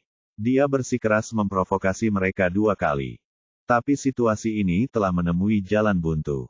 Bahkan jika Wang Defu ditemukan, tidak ada yang bisa dia lakukan ditakdirkan untuk dipermalukan di rumah neneknya hari ini. Petik 2. Karena tidak ada masalah, saya akan mulai. Ling Feng tersenyum santai, mengulurkan tangan dan meraih cangkir warna di tangannya, lalu memasukkan 3 dadu lagi ke tangannya dan berkata kepada Ye Bufan, bertaruh pada yang besar atau yang kecil. Anda memilih terlebih dahulu. Aku akan bertaruh pada Xiao. Kata Ye Bufan. Si Tianqi berkata, kalau begitu kami akan membawanya ke penjara. Ling Feng tersenyum dan mengangguk, lalu mulai mengocok cangkir di tangannya. Tekniknya sangat terampil, dan dia tampak halus dan halus. Dia dengan cepat membanting cangkir itu ke atas meja. Ye Bufan memindainya dengan kesadaran spiritualnya. Setelah itu untuk sesaat, ketiga dadu di dalamnya semuanya berjumlah 6 poin, yang sangat besar. Orang ini benar-benar memiliki keterampilan di tangannya dan dapat sepenuhnya mengontrol poin. Si Tianqi memandang Ye Bufan dengan tatapan sinis, dan kemudian, ayo pergi. Meskipun mereka sudah menebak hasilnya, semua orang di sekitar mereka masih menatap cangkir di tangan Ling Feng dengan mata terbelalak. Kamu kalah. Ling Feng tersenyum percaya diri dan mengulurkan tangannya untuk membuka cangkir. Dia bahkan tidak melihat hasilnya. Matanya penuh dengan sarkasme dan ejekan. Ye Bufan tersenyum dan berkata, Tuan mudaku, apakah kamu lupa bahwa aku yang termuda? Ini aku, sudah jelas aku memenangkan yang ini. Petik 2. Bagaimana bisa? Ling Feng berkata dan melihat ke arah dadu di depannya, dan ekspresinya tiba-tiba berubah. Dia melihat bahwa 3 dadu di depannya benar-benar berbeda dari yang dia pikirkan. Bukan hanya tidak memiliki angka 6, tetapi juga 3 dadu dikelompokkan menjadi 1, dan yang teratas adalah 1. Dengan kata lain, 3 dadu bersama-sama hanya 1 poin, dan tidak boleh lebih kecil. Menurut kesepakatan sebelumnya, Ye Bufan menang. Dia berseru lagi. Tekniknya sangat mudah. Dia jelas mengguncang 3 angka 6, bagaimana bisa menjadi 1. Si Tianqi benar-benar tercengang. Dia berpikir bahwa dewa judi kecil pasti akan menangkapnya, tetapi dia tidak menyangka bahwa kalimat pertama akan sukses. Kalah seperti ini. Apa yang terjadi? Mungkinkah Ling Feng sengaja mengecewakan lawannya? Bab 630, Dadu berlatih akrobatik. Para penonton juga gelisah. Tidak ada yang mengharapkan hasil seperti itu. Wang Xuening memasang ekspresi tegas di wajahnya dan berkeringat untuk Ye Bufan. Melihat hasil ini, dia menghela nafas lega. Meskipun ini bukan kemenangan terakhir, dia akhirnya memenangkan pertandingan terlebih dahulu. Wang Xian tercengang. Dia tidak pernah menyangka Ye Bufan benar-benar menang melawan raja judi kecil itu. Tapi kemudian dia menggelengkan kepalanya. Keberuntungan sama sekali tidak bisa diandalkan. Bahkan jika dia memenangkan 1, apakah dia masih bisa memenangkan yang kedua? Mungkin ini adalah raja penjudi kecil Ling Feng yang mencoba mengolok-oloknya.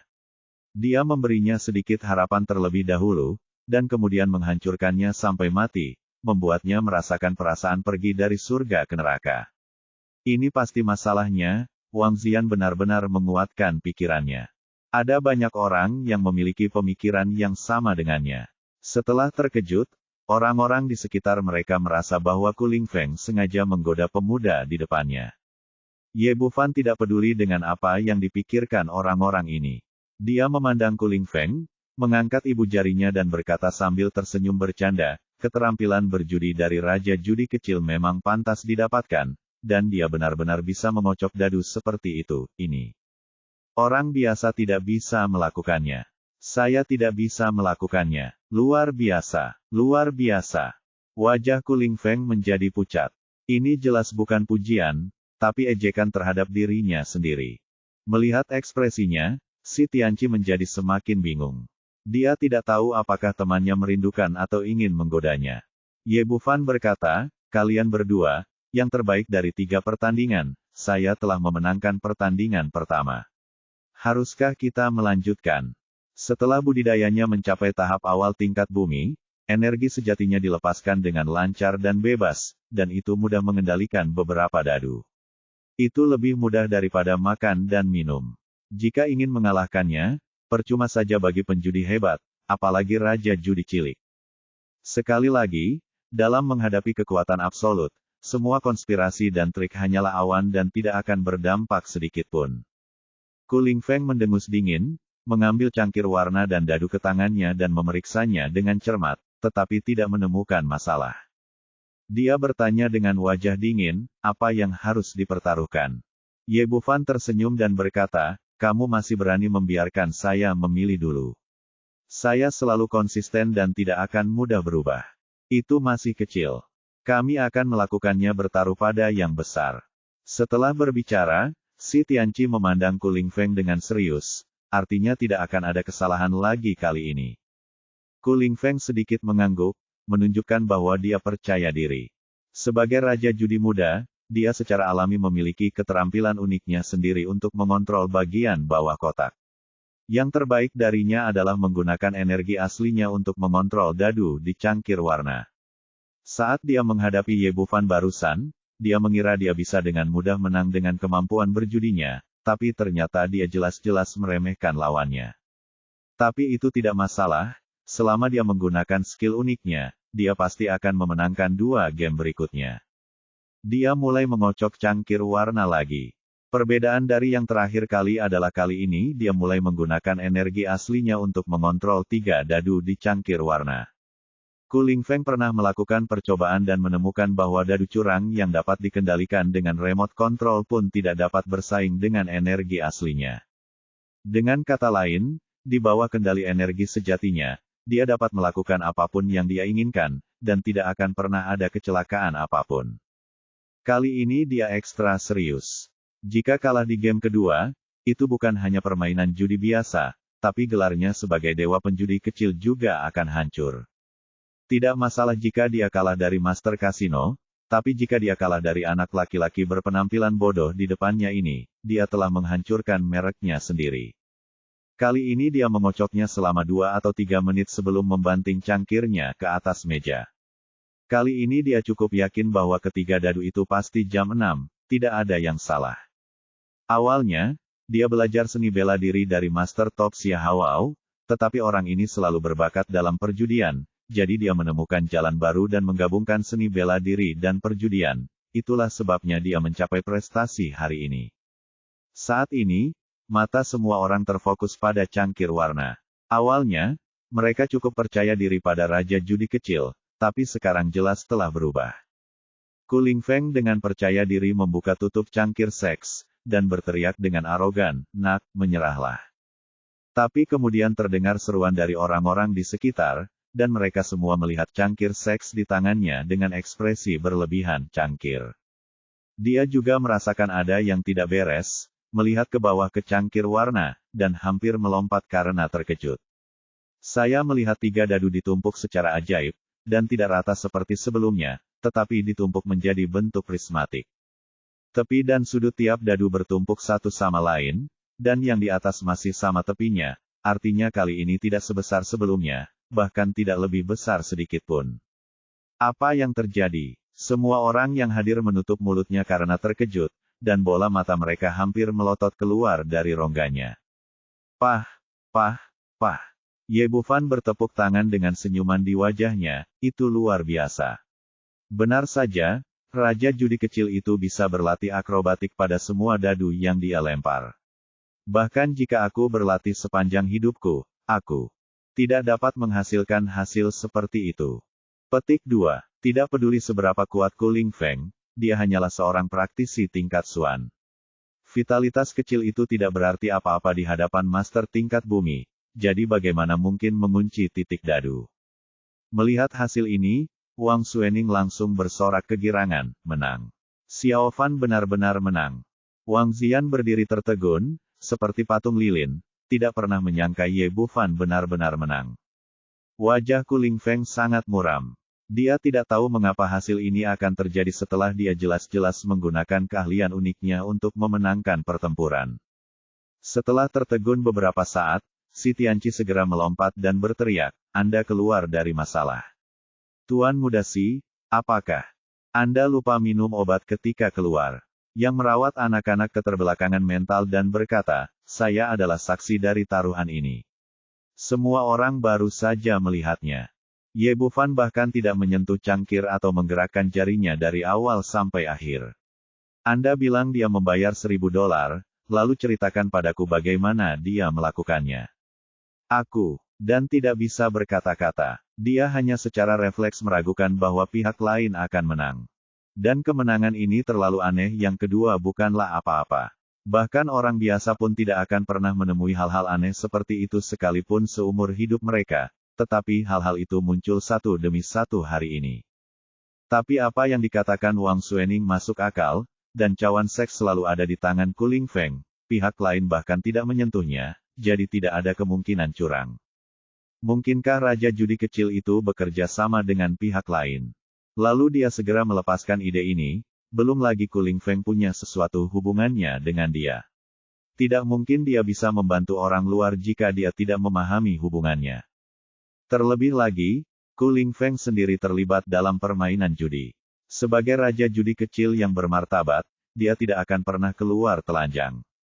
Ketika dia berpikir dari ini, hasilnya dikaitkan dengan keberuntungan lawan, tetapi jika ini benar, maka keberuntungannya pasti terlalu bagus. Orang yang merasa paling tidak nyaman adalah Kuling Feng raja judi kecil, jadi bagaimana dia bisa kalah terus-menerus? 2 pertandingan. Tapi faktanya ada di depan Anda. Dengan begitu banyak orang yang menonton, sulit untuk tidak mengakuinya. Kamu kalah. Petik 2. Akhir bab.